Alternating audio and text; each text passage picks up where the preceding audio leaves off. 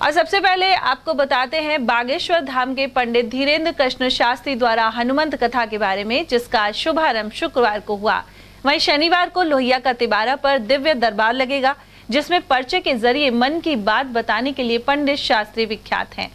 उधर सुरक्षा कारणों की वजह से प्रस्तावित रोड शो निरस्त कर दिया गया। बागेश्वर धाम के पंडित धीरेन्द्र कृष्ण शास्त्री द्वारा हनुमंत कथा का शुभारंभ शुक्रवार को अलवर के लोहिया का तिबारा पर हो गया।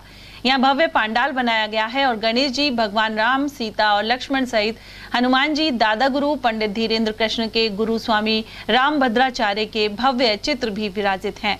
लाखों श्रद्धालुओं के लिए विशाल पंडाल बनाने के साथ ही पुलिस प्रशासन ने सुरक्षा के पर्याप्त इंतजाम किए हैं। इसके अलावा सर्व समाज राष्ट्र उत्थान सेवा समिति द्वारा आयोजन के प्रबंध पहले ही कर लिए गए थे। सभी लोगों के लिए यहाँ भंडारे की भी व्यवस्था है। साथ ही रोडवेज बसों सहित अन्य वाहनों का रूट भी डाइवर्ट किया गया है। शुक्रवार शाम यहाँ हनुमंत कथा हुई। उधर शुक्रवार सुबह पंडित धीरेन्द्र कृष्ण शास्त्री का रोड शो सुरक्षा कारणों का हवाला देते हुए निरस्त कर दिया गया। इसके अलावा 3 दिन की हनुमंत कथा को 2 दिन तक ही सीमित कर दिया गया है।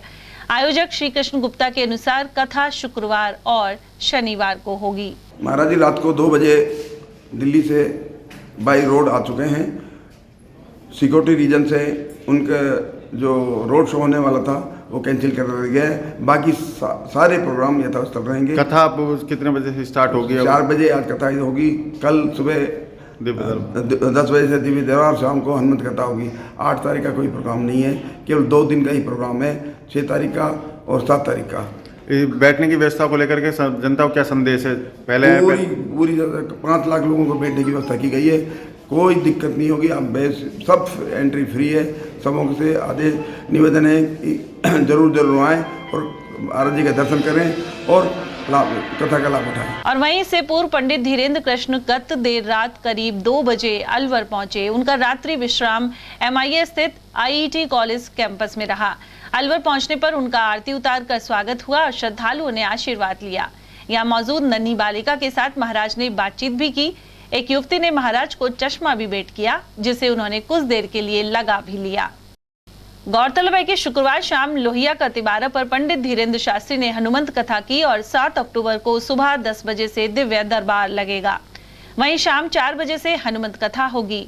इस व्यवस्था में 3300 पुलिसकर्मी, 50 बाउंसर, 2000 राम सेवक और सेविकाएं लगाए गए हैं। इसके अलावा अनेक वरिष्ठ भाजपा नेताओं के भी आने की सूचनाएं हैं। यहाँ 300 शौचालय और 100 स्नानागार भी बनाए गए हैं। साथ ही मॉडर्न सिंटेक्स ग्राउंड और टोल प्लाजा के पास वाहन पार्किंग की व्यवस्था रहेगी। कार्यक्रम स्थल पर 100 बीघा एरिया में 9 पंडाल बनाए गए हैं और एक पंडाल में 50,000 लोगों के बैठने की व्यवस्था की गई है। इसके अलावा श्रद्धालुओं की सुविधा के लिए 30 LED लगेंगी। कार्यक्रम स्थल पर 25 प्रवेश और निकास द्वार भी बनाए गए हैं। उधर हनुमंत कथा में पूर्व केंद्रीय मंत्री जितेंद्र सिंह, कैबिनेट मंत्री टीकाराम जूली और कांग्रेस जिला अध्यक्ष योगेश मिश्रा भी पहुंचे। उन्होंने पंडित धीरेन्द्र कृष्ण के दर्शन कर आशीर्वाद भी प्राप्त किया। यहाँ दूर दूर तक जन सैलाब ही नजर आया। तो बोलो, कुंडली में शनि, कुंडली में शनि, दिमाग में मणि, कुंडली में शनि, दिमाग में मणि और मूर्ख से दुश्मनी।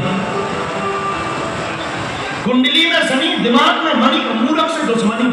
ये तीनों अगर तुम्हें मिल जाए तो समझ जाइए तुम्हारी जिंदगी जीते जी नरक है। उपाय क्या है? उपाय तुम पूछोगे महाराज हम तो तीनों से विचलित हैं। अलवर वाले तो महान होते ही हैं। अलवर का एक आदमी हमें मिला। हमने कहा क्यों भाई अस्पताल में क्यों भर्ती हो? अरे बोले कुछ मत पूछो, रात को मच्छर काट रहे थे। हम कहा मच्छर काट रहे थे तो ज्यादा काट लिया, मलेरिया हो गया क्या? डायरिया का हो गया? अरे बोले मलेरिया नहीं होगा। हमने कहा फिर? बोले मच्छर ज्यादा काट रहे थे, हमारा दिमाग खराब हो गया, हमने जहर पी लिया के लिए अब काट। बताओ हमने जहर क्यों पिया? बोले इसीलिए पिया था ताकि मच्छर काटे नहीं तो मर जाएंगे। हमने उसके पहले, बोले उसके पहले हमारी लोग खात्मा होने लगा है। अलवर के लोग तो महान होती है। बोलो सीताराम। इसीलिए मेरे पार लो, दिमाग में मणि, कुंडली में शनि और मूर्ख से दुश्मनी खतरनाक होती है, लेकिन इन तीनों से बचना है। एक ही उपाय है, अगर तुम्हारे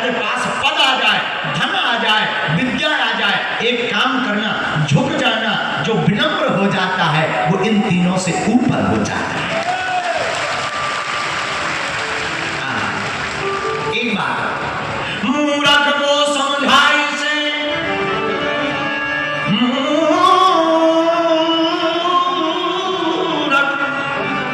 मूर्ख को समझाए से ज्ञान गांठ पौ जाए।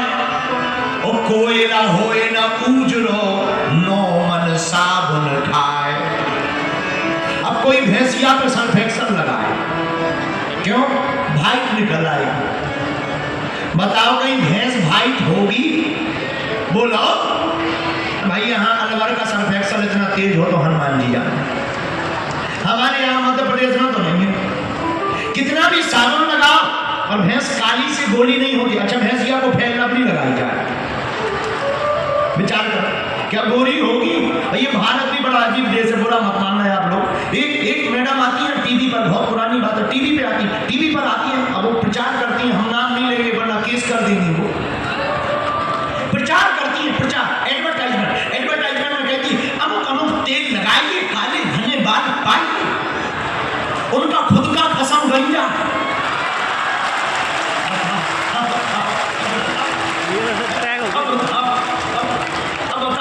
उन्हें कौन समझा? अब बताओ उन्हें कौन समझा? एक सज्जन बैठे थे, फटे हुए कपड़े पहने, पुराने कपड़े पहने, नैला चेला कुचेला कुर्ता पहने। उन्होंने किताब लिखी, किताब का नाम था अमीर बनने के 100 उपाय। तो हमारे जैसा एक आदमी गया, हमने कहा एक बात बताओ, अमीर बनने के 100 उपाय तुमने किताब में लिखे, पहले तुमने खुद उपयोग क्यों नहीं कर लिए जो फटे कपड़े पहन रहे? बोले दरअसल एक उपाय तो यही है कि किताब बना के बेचो, स्वामी बनेगी। तो पर उपदेश से फुर्सत होती है। रामायण कहती है हम दूसरों को ज्ञान देते हैं, खुद नहीं चलते। जो दूसरों को ज्ञान दे